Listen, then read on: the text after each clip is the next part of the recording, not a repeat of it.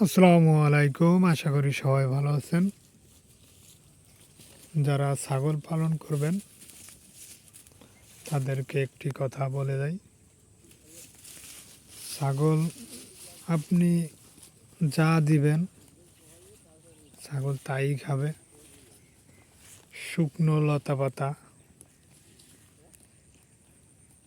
আপনি যদি কলমি, ওই যে পানির ভিতরে যেটা হয় মানুষ খায়, আগা খায় কলমির, ওই ঘাস যদি আপনি শুকায়ও যদি দেন তাও খাবে। ছাগলে সব কিছুই খায়, আর এদের অল্প খাবারে হয়ে যায়। আপনি যদি একবেলা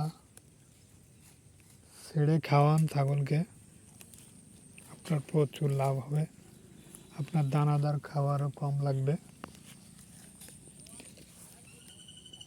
আপনি যদি একটা বার ছেড়ে খাওয়াতে পারেন, যে কোনো একবার, সকালে বা দুপুরে বা বিকেলে, তাহলে আপনার দানাদার খাবার কম লাগবে।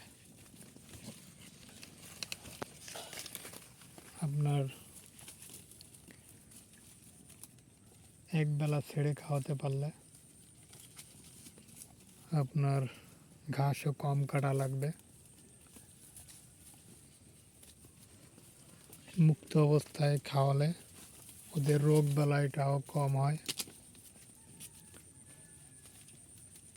যত আপনি একটু হাঁটা চলা বা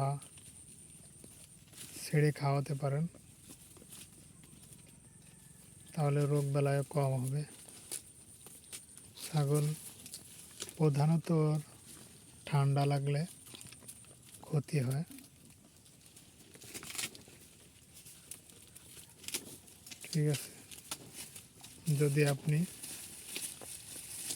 সুন্দরভাবে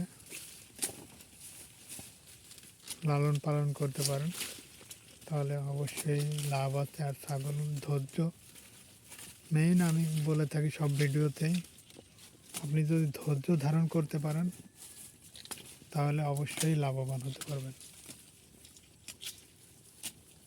আপনি যদি ধৈর্য না ধরতে পারেন লাভবান হতে পারবেন না। আশা করি বিষয়টা বুঝতে পারছেন। ধৈর্য হলো সব, মন স্থির করতে হবে। আল্লাহ হাফেজ।